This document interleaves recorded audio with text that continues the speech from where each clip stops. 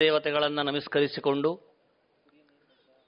ಈ ಒಂದು ಯಕ್ಷಗಾನ ಮೇಳದ ಅಧಿದೇವತೆಯಾದಂತಹ ಲಕ್ಷ್ಮೀಂದ್ರ ಸಿಂಹನನ್ನು ಅಭಿನಂದಿಸಿ ಅಭಿವಂದಿಸಿ ವೇದಿಕೆಯ ಮೇಲೆ ಆಸೀನರಾಗಿರುವ ಎಲ್ಲ ಗಣ್ಯರನ್ನು ಹೃತ್ಪೂರ್ವಕವಾಗಿ ನಮಿಸುತ್ತಾ ಅತ್ಯಂತ ಪ್ರೀತಿಯಿಂದ ಶ್ರದ್ಧೆಯಿಂದ ಉತ್ಸಾಹದಿಂದ ಬಂದಿರುವ ಬಂಧು ಬಾಂಧವರನ್ನು ಹಾಗೂ ಅಭಿಮಾನಿಗಳನ್ನು ವೈಯಕ್ತಿಕವಾಗಿ ಹಾಗೂ ಯಕ್ಷಗಾನ ಕಲೆಯ ಪರವಾಗಿ ಸ್ವಾಗತಿಸಿ ಅಭಿವಂದಿಸಿ 4 ಮಾತುಗಳನ್ನು ನಿಮ್ಮ ಮುಂದೆ ಪ್ರಸ್ತಾಪಿಸಲಿಕ್ಕಿದ್ದೇನೆ.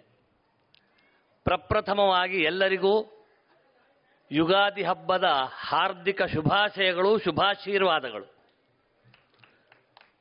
ಗಡಿಮನೆಯ ಅಂಗಳದಲ್ಲಿ ಯುಗಾದಿ ಹಬ್ಬದ ಮಂಗಳ ಮಹೋತ್ಸವ ನಡೆಯುತ್ತಾ ಇರುವುದು ಅತ್ಯಂತ ಸಮಾಧಾನಕರವಾದ ಸಂಗತಿ ಮಾತ್ರ ಅಲ್ಲ, ಅತ್ಯಂತ ದಾಖಲಾತ್ಮಕವಾಗಿ ನಾವು ಇಡುವಂತಹ ಸಂಗತಿ ಇದು. ಗಡಿಮನೆಯ ಅಂಗಳ ಇವತ್ತು ಹೇಗಿದೆ ಅಂದರೆ ಯುಗಾದಿ ಹಬ್ಬದ ಮಂಗಳಮಯ ವಾತಾವರಣದಿಂದ ಅಭಿಮಾನಿಗಳಿಂದ ಬಂಧು ಬಾಂಧವರಿಂದ ತುಂಬಿ ಉತ್ಸಾಹದಿಂದ ತುಂಬಿ ತುಳುಕುತ್ತಾ ಇದೆ. ಎಲ್ಲರ ಒಂದು ಮನಸ್ಸಿನಲ್ಲಿ, ಎಲ್ಲರ ಭಾವನೆಯಲ್ಲಿ, ಎಲ್ಲರ ಮುಖದಲ್ಲಿ ಒಂದು ರೀತಿಯಾದಂತಹ ತೃಪ್ತಿ, ಸಮಾಧಾನ, ಅನಿರ್ವಚನೀಯವಾದ ಸಂತೋಷದ ಛಾಯೆ ಕಾಣ್ತಾ ಇದೆ. ಹಾಗಾಗಿ ಎಂದಿನಂತಲ್ಲ ಶ್ರೀಹರಿಯೇ, ಎಂದಿನಂತಲ್ಲ ಇವತ್ತಿನ ಈ ಸಂದರ್ಭ. ನಾನು ಎಷ್ಟೋ ಸನ್ಮಾನ ಸಮಾರಂಭಗಳನ್ನು, ಎಷ್ಟೋ ಸಭೆ ಸಮಾರಂಭಗಳನ್ನು ನಿರ್ವಹಿಸಿ ಆ ಸಭೆ ಸಮಾರಂಭಗಳಲ್ಲಿ ಸನ್ಮಾನವನ್ನು ಕೊಟ್ಟು ಸನ್ಮಾನವನ್ನು ಸ್ವೀಕರಿಸಿ ಒಂದರ್ಥದಲ್ಲಿ ಸಭಾವಲಯಕ್ಕೆ ಬೇಕಾದ ಮಾನ ಮರ್ಯಾದೆಗಳನ್ನು ಸಂಪೂರ್ಣವಾಗಿ ಕಂಡವನು. ಆ ಹಿನ್ನೆಲೆಯಲ್ಲಿ ಇವತ್ತಿನ ಸಭೆಯನ್ನು ನಾನು ವಿವೇಚನೆ ಮಾಡುವುದಾದರೆ ಇದೊಂದು ಅತ್ಯಂತ ಅಪರೂಪದ ಸಭೆ. 2 ಕಾರಣದಿಂದ. ಒಂದು, ನಮ್ಮ ಯಕ್ಷಗಾನ ಪ್ರಪಂಚದ ಹಿರಿಯ ಕಲಾವಿದರಾದಂತಹ ಗಡಿಮನೆ ಗಣಪತಿ ಹೆಗಡೆಯವರಿಗೆ ಹಾರ್ದಿಕವಾಗಿ ಎಲ್ಲರೂ ಸೇರಿ ಸನ್ಮಾನ ಮಾಡುವಂಥ ಒಂದು ಸಂದರ್ಭ. ಇನ್ನೊಂದು ಸಂದರ್ಭ, ಒಂದು ಕೌಟುಂಬಿಕವಾಗಿ ಉತ್ತಮವಾದ ಜೀವನವನ್ನು ನಡೆಸಿ ಒಂದು ಕಾರ್ಯಕ್ಷೇತ್ರದಲ್ಲಿ ತನ್ನದೇ ಆದ ಛಾಪನ್ನು ಮೂಡಿಸಿ ಕೌಟುಂಬಿಕವಾಗಿ, ಸಾಮಾಜಿಕವಾಗಿ, ಶೈಕ್ಷಣಿಕವಾಗಿ, ಸಾಹಿತ್ಯದಿಂದ ಈ ಎಲ್ಲ ವಿಭಾಗಗಳಲ್ಲಿ ತಮ್ಮ ಒಂದು ವಿಶೇಷವಾದ ಹೆಜ್ಜೆಯನ್ನು ಗುರುತಿಸಲಿಕ್ಕೆ ಸಮಾಜಕ್ಕೆ ಅವಕಾಶ ಮಾಡಿಕೊಟ್ಟಿರುವಂತಹ ಗಡಿಮನೆ ಪಟೇಲರ ಇನ್ನೊಂದು ಮುಖದ ಜೀವನ ಎರಡೂ ಒಟ್ಟಿಗೆ ಸೇರುವುದರಿಂದ ಇದೊಂದು ವಿಶೇಷವಾದ ಸಂದರ್ಭ ಅಂತ ನಾನು ಅರ್ಥ ಮಾಡಿಕೊಳ್ತೇನೆ. 93 ವರ್ಷದವರು ಹೇಳಿದಂತೆ 93-95 ವರ್ಷದ ಹಿರಿಯ ಚೇತನ. ಸನ್ಮಾನವನ್ನು ಯಾಕೆ ಮಾಡಬೇಕು ಅನ್ನುವುದು ಮೊದಲನೆಯ ಪ್ರಶ್ನೆ. ನನಗೆ ಎಲ್ಲ ಸಂದರ್ಭಗಳಲ್ಲಿ ಅದು ನೆನಪಾಗ್ತಾ ಇತ್ತು. ಸನ್ಮಾನವನ್ನು ಯಾಕೆ ಮಾಡಬೇಕು, ಸನ್ಮಾನವನ್ನು ಯಾರಿಗೆ ಮಾಡಬೇಕು, ಸನ್ಮಾನವನ್ನು ಮಾಡುವ ಉದ್ದೇಶ ಸಮಾಜಕ್ಕಾದರೂ ಏಕೆ ಅಂತ ಪ್ರಶ್ನೆ ಬಂದರೆ ನಮ್ಮ ಪ್ರಾಚೀನ ಪರಂಪರೆ ಒಂದು ಮಾತನ್ನು ಹೇಳ್ತದೆ. ಸಶಕ್ತವಾದ ಸುಸಂಸ್ಕೃತವಾದ ಸಮಾಜದ ಆದ್ಯ ಕರ್ತವ್ಯ ಹಿರಿಯರನ್ನು ಗೌರವಿಸುವಂತಹದ್ದು. ಪೂಜಾರ್ಹಾನ್ ಪೂಜೆಯೇ ನಿತ್ಯಂ ನಾವಮನ್ಯೇತ್ ಕದಾಚನ. ಯಾರು ಪೂಜಾರ್ಹರೋ, ಯಾರು ಸಾಧನೆಯನ್ನು ಮಾಡಿದ್ದಾರೋ, ಯಾರು ಸಮಾಜಕ್ಕೆ ಬೇಕಾದ ಸಂಗತಿಗಳನ್ನು ಸಾವಿರಾರು ರೀತಿಯಲ್ಲಿ ಕೊಟ್ಟಿದ್ದಾರೋ ಇದನ್ನು ಗುರುತಿಸಿ ಆ ಗುರುತಿಸಿದ ಸಮಾಜ ಸಶಕ್ತ ಸಮಾಜವಾಗ್ತದೆ. ಆ ಸನ್ಮಾನ ಮಾಡಿದಾಗ ಸನ್ಮಾನ ಮಾಡಿಸಿಕೊಂಡವರ ಹಾರೈಕೆಯಿಂದ ಮತ್ತು ಸನ್ಮಾನದ ಈ ಸಮಾರಂಭದ ನೋಟದಿಂದ ಮುಂದಿನ ಸಮಾಜಕ್ಕೆ ಅದು ಪ್ರೇರಣೆಯಾಗ್ತದೆ. ಆದ್ದರಿಂದ ಸನ್ಮಾನವನ್ನು ಮಾಡಬೇಕು. ಹಾಗಾಗಿ ಸನ್ಮಾನವನ್ನು ಯಾರಿಗೆ ಮಾಡಬೇಕು ಅಂತ ಕೇಳಿದರೆ ಯಾರು ಸಶಕ್ತರೋ, ಯಾರು ಸಾಧನೆಯನ್ನು ಮಾಡಿದ್ದಾರೋ, ಯಾರು ಆ ಸಾಧನೆಯ ಮಾರ್ಗದಲ್ಲಿದ್ದಾರೋ ಅವರಿಗೆ ಪ್ರೋತ್ಸಾಹವನ್ನು ಕೊಡಲಿಕ್ಕೆ ಅಥವಾ ಅವರನ್ನು ಸಮಾಜ ಮರೆಯಲಿಲ್ಲ ಅನ್ನುವುದನ್ನು ಸೂಚಿಸುವುದಕ್ಕೋಸ್ಕರವಾಗಿ ಸನ್ಮಾನವನ್ನು ಮಾಡಬೇಕು. ಆ ಅರ್ಥದಲ್ಲಿ ಈ ಸನ್ಮಾನ ಸಾಧುವಾಗ್ತದೆ, ಸಮರ್ಪಕವಾಗ್ತದೆ. GN ಹೆಗಡೆ, ನಿಮಗೆ ನಾನು ವೈಯಕ್ತಿಕವಾಗಿ ಅಭಿನಂದನೆಯನ್ನು ಸಲ್ಲಿಸ್ತೇನೆ. ಯಾಕೆಂದರೆ ಒಂದು ಒಳ್ಳೆ ವ್ಯಕ್ತಿಯನ್ನು ಗುರುತಿಸಿದ್ರಿ ನೀವು ಸನ್ಮಾನಕ್ಕೆ. ನಾವು ಎಲ್ಲೋ ಯಾರನ್ನೋ ಕರೆದು ಆ ಒಂದು ಸಭಾವಲಯದ ಮಧ್ಯದಲ್ಲಿ ಭಾಳ ಸನ್ಮಾನ ನೋಡಿದ್ದೇನೆ ನಾನು. ಒಂದು ಕುರ್ಚಿ ಹಾಕ್ತಾರೆ, ಕೂತ್ಕೊಳ್ತಾರೆ, ಆಮೇಲೆ ಶಾಲೆ ಹೊದಿಸ್ತಾರೆ, ಹೇಳ್ತಾರೆ, ಹೋಗ್ತಾರೆ. ಸನ್ಮಾನಕ್ಕೂ ಆ ಕಾರ್ಯಕ್ರಮಕ್ಕೂ ಯಾವುದೇ ಒಂದು ಸಂಬಂಧವೇ ಇರೋದಿಲ್ಲ. ಸನ್ಮಾನ ಮಾಡಿಸೋವನಿಗೂ ಸಮಾಧಾನ ಇರೋದಿಲ್ಲ, ಮಾಡಿಸಿಕೊಂಡವನಿಗೂ ಸಮಾಧಾನ ಇರೋದಿಲ್ಲ. ಆ ಸನ್ಮಾನಕ್ಕೊಂದು ಔಚಿತ್ಯವೇ ಇರೋದಿಲ್ಲ. ಆದರೆ ಇವತ್ತಿನ ಈ ಸನ್ಮಾನ ಔಚಿತ್ಯಪೂರ್ಣವಾಗಿದೆ. ಯಾಕೆಂದರೆ ಒಬ್ಬ ಹಿರಿಯ ಯಕ್ಷಗಾನ ಕಲಾವಿದರು ಒಂದು ಕುಟುಂಬವನ್ನು ಸಮರ್ಥವಾಗಿ ಮುನ್ನಡೆಸಿಕೊಂಡು ಬಂದು ಮಗ, ಮೊಮ್ಮಗ, ಮರಿಮಗ ಪುತ್ರ, ಪೌತ್ರ, ಪ್ರಪೌತ್ರ. ಸಂಸ್ಕೃತದ ಶಬ್ದ ಎಷ್ಟುಂಟು ಭಟ್ರೆ. ಮುಂದೆ ಅಕಸ್ಮಾತ್ ಒಂದು ಮರಿಮಗನವರು ಕಂಡ್ರೆ ಪ್ರಪೌತ್ರ ಅಂತ ಹೇಳಬೇಕು ನಾವು. ಅದು ಸಂಶೋಧನೆ ಮಾಡಬೇಕು. ಆ ಸ್ಥಿತಿ ಇದೆ. ಮುಂದೆ ಒಂದು ಮಗುವನ್ನ ಈ ಕುಟುಂಬದಲ್ಲಿ ಈ ಹಿರಿಯ ಚೇತನ ಕಂಡ್ರೆ ಅದಕ್ಕೆ ಏನು ಹೆಸರಿಡಬೇಕು ಅನ್ನುವುದನ್ನು ನಾವು ಸಂಶೋಧನೆ ಮಾಡಬೇಕು. ಹಾಗೆ ಆ ರೀತಿಯಾಗಿ ಕೌಟುಂಬಿಕವಾಗಿ ಜೀವನವನ್ನು, ಕುಟುಂಬ ಜೀವನವನ್ನು ನಡೆಸಿಕೊಂಡು ಬಂದು ಸಮಾಜಕ್ಕೆ ಬೇಕಾದ ಕೊಡುಗೆಯನ್ನು ಕೊಟ್ಟು ಒಂದು ಅರ್ಥದಲ್ಲಿ ಜೀವನವನ್ನು ಸ್ವಚ್ಛವಾಗಿ, ಸುಂದರವಾಗಿ, ಒಂದು ವಿಶೇಷವಾದಂತಹ ಪರಿಷ್ಕಾರದಿಂದ ನಡೆಸಿಕೊಂಡು ಬಂದಂತಹ ಇವರನ್ನು ಆಯ್ಕೆ ಮಾಡಿ ಈ ಒಂದು ಸಂದರ್ಭದಲ್ಲಿ, ಈ ಸ್ಥಳದಲ್ಲಿ ಸನ್ಮಾನ ಮಾಡಬೇಕು ಅಂತ ನೀವು ವಿಚಾರ ಮಾಡಿದ್ರಲ್ಲ, ಹಾಗಾಗಿ ನಿಮಗೆ ಮೊದಲೇ ಅಭಿನಂದನೆ. ನನ್ನದು ಇಂಥ ಒಂದು ಒಳ್ಳೆ ಕೆಲಸವನ್ನು ಮಾಡಿದ್ದೀರಿ. ಇವರ ಮನೆ ಅಂಗಳದಲ್ಲಿ ಇವರನ್ನು ಸನ್ಮಾನಿಸುವ ಯೋಚನೆ ಬಂತಲ್ಲ, ಇದು ಬಹುಶಃ ಇವರ ಆರಾಧ್ಯ ದೇವ ಲಕ್ಷ್ಮೀಂದ್ರ ಸಿಂಹ ನಿಮಗೆ ಕೊಟ್ಟ ಪ್ರೇರೇಪಣೆಯಾಗಿರಬಹುದು. ವದನಾನಿ ಪ್ರಸನ್ನಾನಿ, ಎಲ್ಲರ ಮುಖವನ್ನು ನೋಡಿ ಎಷ್ಟು ಸಂತೋಷದಿಂದ ಎಲ್ಲರೂ ನಗ್ತಾ ಇದ್ದೀರಿ. ಮೊಮ್ಮಕ್ಕಳವರೆಗೆ ಸ್ನಿಗ್ಧಾನ್ಯಕ್ಷ ಅತ್ರ ಅಕ್ಷೀಣಿ ಎತ್ರತು, ಕೆಲವು ಜನರಿಗೆ ಆನಂದ ಬಾಷ್ಪ ಸುರಿತಾ ಇದೆ.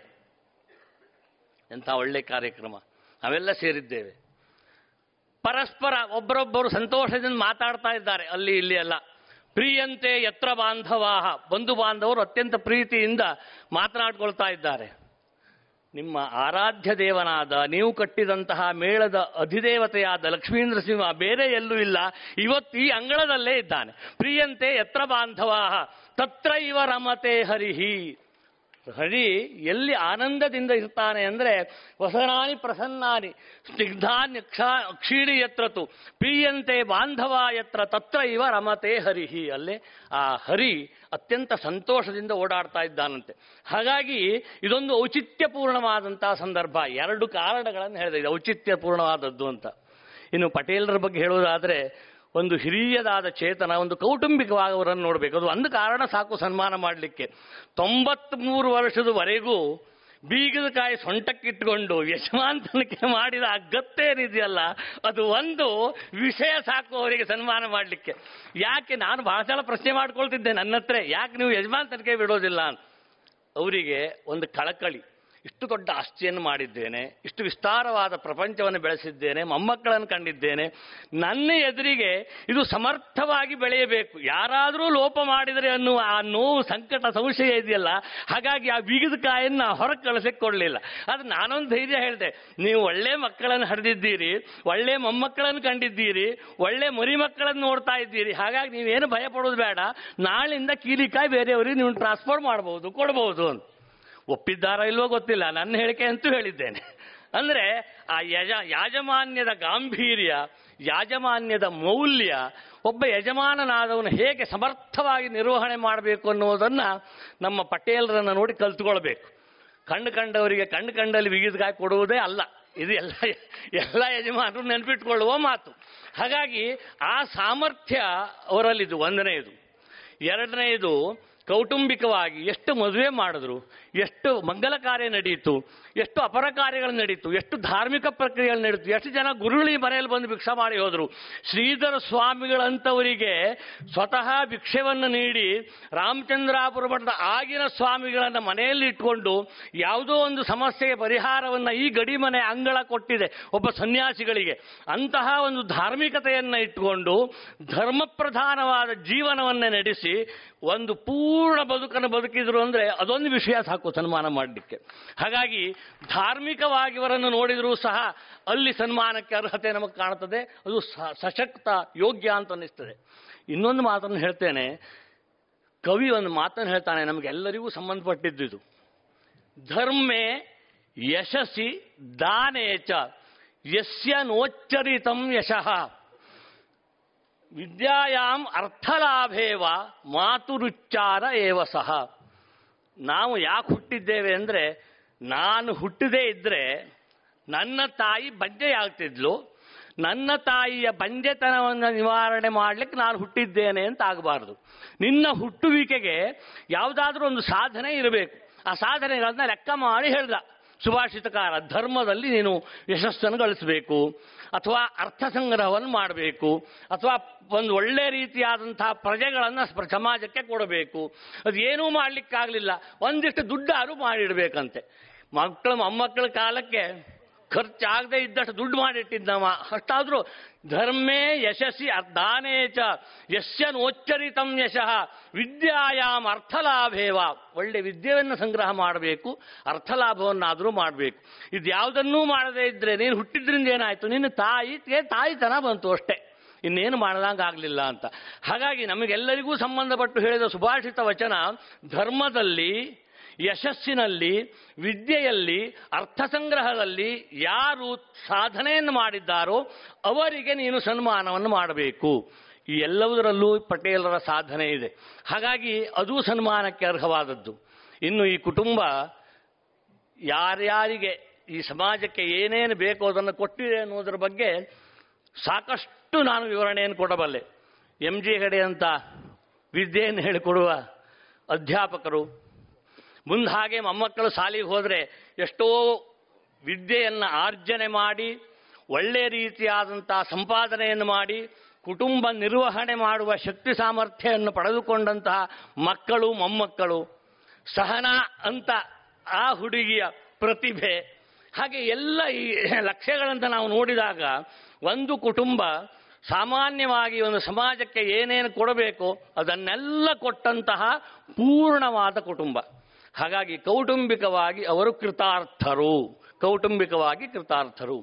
ಇನ್ನು ಸಾಮಾಜಿಕವಾಗಿ ನೀವು ಹೇಳಿದಂತೆ ಎಲ್ಲ ದೇಣಿಗೆಯನ್ನು ಕೊಟ್ಟವರು, ಆಮೇಲೆ ಸಂಘ ಸಂಸ್ಥೆಯನ್ನು ಉಳಿಸಿದವರು, ಬೆಳೆಸಿದವರು, ಹಾಗಾಗಿ ಸಾಮಾಜಿಕವಾಗಿ ಕೃತಾರ್ಥರು. ಇನ್ನು ಮೂರನೆಯದು ಸಾಹಿತ್ಯ ಸಂಗೀತ ಕಲಾವಿಹೀನ. ನಾವು ಯಕ್ಷಗಾನವನ್ನು ಬಹಳ ಪ್ರೀತಿಯಿಂದ ನೋಡುತ್ತೇವೆ. ಕವಿ ಹೇಳ್ತಾನೆ, ಯಕ್ಷಗಾನಕ್ಕೊಂದು ವಿಶೇಷತೆ ಇದೆಯಂತೆ. ಸಂಗೀತಂಚಾಪಿ ಸಾಹಿತ್ಯಂ ಸರಸ್ವತ್ಯಾಹ ಸ್ತನದ್ವಯಂ.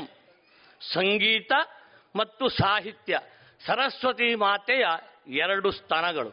ಆ ಎರಡು ಸ್ತನದಿಂದ ಓತಪ್ರೋತವಾಗಿ ಧಾರೆಗಳು ಹರಿದು ಬರ್ತಾ ಇರ್ತವೆಯಂತೆ.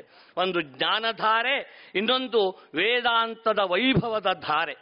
ಈ ಸಾಹಿತ್ಯ ಸಂಗೀತ ಅನ್ನುವ ಸಾಮಾಜಿಕ ಧಾರೆಯಲ್ಲೂ ನೀವು ಸ್ನಾನ ಮಾಡಬೇಕು, ಅದನ್ನು ಪಾನ ಮಾಡಬೇಕು. ಜ್ಞಾನಧಾರೆಯನ್ನು ಪಾನ ಮಾಡಬೇಕು. ಈ ಜ್ಞಾನಧಾರೆಯನ್ನು, ಸಾಮಾಜಿಕವಾದಂತಹ ಭದ್ರತೆಯ ಆ ಧಾರೆಯನ್ನು ನೀನು ಪಾನ ಮಾಡಬೇಕು ಅಂತಾದರೆ ನಿನಗಿರುವುದು ಸುಲಭವಾದ ಒಂದೇ ಮಾಧ್ಯಮ, ಅದು ಯಕ್ಷಗಾನ. ಹಾಗಾಗಿ ನಮ್ಮಲ್ಲಿ ಸಣ್ಣ ಮಕ್ಕಳಿಂದ ಹಿಡಿದು ವೃದ್ಧಾಪ್ಯದವರೆಗೆ ಎಲ್ಲರೂ ಸಹ ಯಕ್ಷಗಾನವನ್ನು ಅತ್ಯಂತ ಪ್ರೀತಿಯಿಂದ, ಭಕ್ತಿಯಿಂದ ನೋಡ್ತೇವೆ ನಾವು. ಯಾಕೆ ಅಂತ ಕೇಳಿದರೆ, ಆ ಕಾಲದ ಯಕ್ಷಗಾನದಲ್ಲಿ ರಾಮಾಯಣ, ಮಹಾಭಾರತ, ಶ್ರೀಮದ್ ಭಾಗವತ ಇತ್ಯಾದಿ ಅನೇಕ ರೀತಿಯಾದಂತಹ ಪೌರಾಣಿಕ ಪುರುಷರ ಆದರ್ಶಗಳು ಕಣ್ಣಿಗೆ ಕಟ್ಟುವಂತೆ ನಿಲ್ಲುತ್ತಿದ್ದವು. ಆ ಯಕ್ಷಗಾನದಲ್ಲಿ ಭಕ್ತಿ ಇದೆ, ಆ ಯಕ್ಷಗಾನದಲ್ಲಿ ನಾಟ್ಯ ಇದೆ, ಆ ಯಕ್ಷಗಾನದಲ್ಲಿ ಅಭಿನಯ ಇದೆ, ಸಂಗೀತ ಇದೆ, ಸರ್ವಾಂಗ ಪರಿಪುಷ್ಟವಾದಂತಹ ಕಲೆ ಯಕ್ಷಗಾನವಾದ್ದರಿಂದ ಅಂತಹ ಯಕ್ಷಗಾನವನ್ನು ನಾವು ಮೊದಲಿಂದಲೂ ಸಹ ಪ್ರೀತಿಯಿಂದ ನೋಡುತ್ತೇವೆ, ಆರಾಧಿಸ್ತೇವೆ. ಅಂತಹ ಆರಾಧನೆಯನ್ನು ಸಂಗೀತ ಸಾಹಿತ್ಯಗಳನ್ನು ತನ್ನ ಕಲ್ಯಾಣ ಗುಣಗಳಲ್ಲಿ ಬೆಳೆಸಿಕೊಂಡ ಒಬ್ಬ ವ್ಯಕ್ತಿಯಾದವನು ಕಲಾ ಸೇವಕನಾಗಿ, ಆರಾಧಕನಾಗಿ ರೂಪುಗೊಳ್ತಾನೆ. ಅಂತಹ ಕಲಾ ಸೇವಕನಾಗಿ, ಕಲಾ ಆರಾಧಕನಾಗಿ ರೂಪುಗೊಂಡವರು ಮಾನ್ಯ ಗಡಿಮನೆ ಪಟೇಲರು. ಹಾಗಾಗಿ ಯಕ್ಷಗಾನ ಅನ್ನುವುದು ಅದು ಎಲ್ಲರೂ ಒಪ್ಪಿದ ಕಲೆ, ಒಪ್ಪುವ ಕಲೆ, ಒಪ್ಪಲೇಬೇಕಾದ ಕಲೆ. ಅಂತಹ ಯಕ್ಷಗಾನವನ್ನು ತಮ್ಮ ಜೀವನದಲ್ಲಿ ಸಂಗೀತ ಸಾಹಿತ್ಯದೊಂದಿಗೆ ಸೇರಿಸಿಕೊಂಡು, ಮೇಳವಿಸಿಕೊಂಡು ಪೂರ್ಣ ಜೀವನವನ್ನು ಬದುಕಿದರು.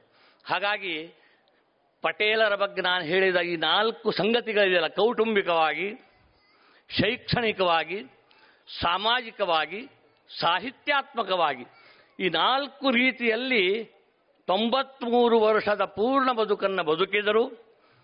ಅವರು ಹಿಂದಿನವರೆಲ್ಲ ಹಾರೈಸಿದಂತೆ 100 ವರ್ಷ ಬದುಕಲಿ, ಇದೇ ಅಂಗಳದಲ್ಲಿ ಶತಮಾನೋತ್ಸವದ ಮಂಗಳ ಆಚರಿಸಲ್ಪಡಲಿ.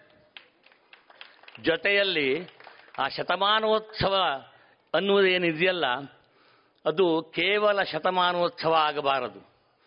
ಆ ಶತಮಾನೋತ್ಸವ ಸುವರ್ಣೋತ್ಸವದಿಂದ ಒಡಗೂಡಿ ವಜ್ರೋತ್ಸವವನ್ನು ಕಳೆದು ಶತಮಾನೋತ್ಸವದ ದಾಂಪತ್ಯ ಜೀವನದ ಶತಮಾನೋತ್ಸವ ಆಗಬೇಕು ಇವರಿಗೆ.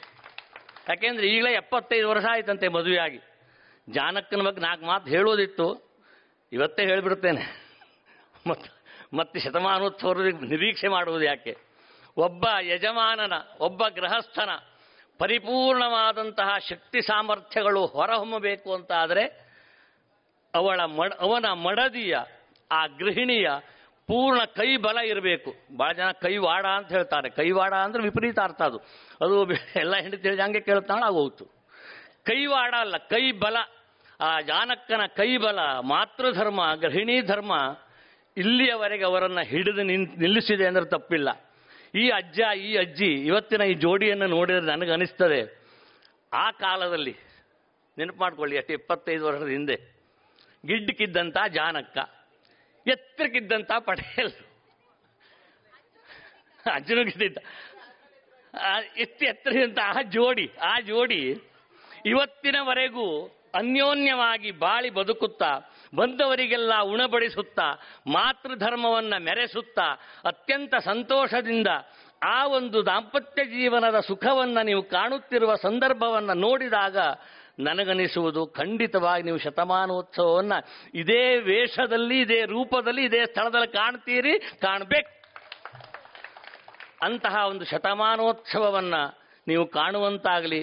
ನಿಮ್ಮ ಜೀವನದ ಉದ್ದಕ್ಕೂ ಬಲಗೈಯಾಗಿ, ಕೈ ಬಲವಾಗಿ ನಿಂತಿರುವ ಜಾನಕ್ಕ ಸಾತ್ವಿಕಳು, ಸಜ್ಜನಳು, ಮಾತೃಧರ್ಮವನ್ನು ತುಂಬಿಕೊಂಡವಳು. ಜಾನಕ್ಕ, ನಿನ್ನ ಆಶೀರ್ವಾದ ಮುಂದಿನ ಹೆಣ್ಣುಮಕ್ಕಳಿಗೆ, ಸೊಸೆಯಂದರಿಗೆ ಹಾಗೂ ಈ ಸಮಾಜಕ್ಕೆ ಆದರ್ಶಪ್ರಾಯ. ಆದರ್ಶ ಅದು ಅನುಭವಕ್ಕೆ ಬರಬೇಕು ಅಂತಾದರೆ ಆಶೀರ್ವಾದ ಬೇಕು. ಹಾಗಾಗಿ ಅಂತಹ ಒಂದು ಆದರ್ಶ ನಿನ್ನ ಆಶೀರ್ವಾದದಿಂದ ಮುಂದಿನ ಹೆಣ್ಣು ಮಕ್ಕಳಿಗೆ, ಸೊಸೆಯಂದರಿಗೆ ಕೊಡಲ್ಪಡಲಿ ಅಂತ ಹೇಳುತ್ತಾ, ಸುಂದರವಾದ ಸಂಜೆಯನ್ನು ನಾವು ಯುಗಾದಿ ಹಬ್ಬದ ದಿವಸ ಮಂಗಲಮಯವಾದ ಪರಿಸಮಾಪ್ತಿಯಲ್ಲಿ ಕಳೀತಾ ಇದ್ದೇವೆ. ಪಟೇಲರಲ್ಲಿ ಹಾಗೂ ನಿಮ್ಮೆಲ್ಲರಲ್ಲಿ, ಎಲ್ಲ ಬಂಧು ಬಾಂಧವರಲ್ಲಿ ನನ್ನದೊಂದು ವಿನಂತಿ. ನಾನು 2 ಪ್ರಶ್ನೆಗೆ ಉತ್ತರ ಹೇಳಿದ್ದೇನೆ, ನೆನಪಿಟ್ಕೊಂಡಿದ್ದೀರಲ್ವ? ಸನ್ಮಾನ ಯಾರಿಗೆ ಮಾಡಬೇಕು, ಯಾಕೆ ಮಾಡಬೇಕು, 3ನೇದು ಹಾಗೆ ಉಳಿದಿದೆ, ಹೇಗೆ ಮಾಡಬೇಕು. ಸನ್ಮಾನ ಮಾಡಿದರೆ ಹೀಗೆ ಮಾಡಬೇಕು ಅಂತ ಹೇಳುತ್ತಾ ನನ್ನ ಮಾತುಗಳನ್ನು ಆ ಭಗವಂತನ ಚರಣಾರವಿಂದದಲ್ಲಿ ಅರ್ಪಿಸ್ತಾ ಇದ್ದೇನೆ.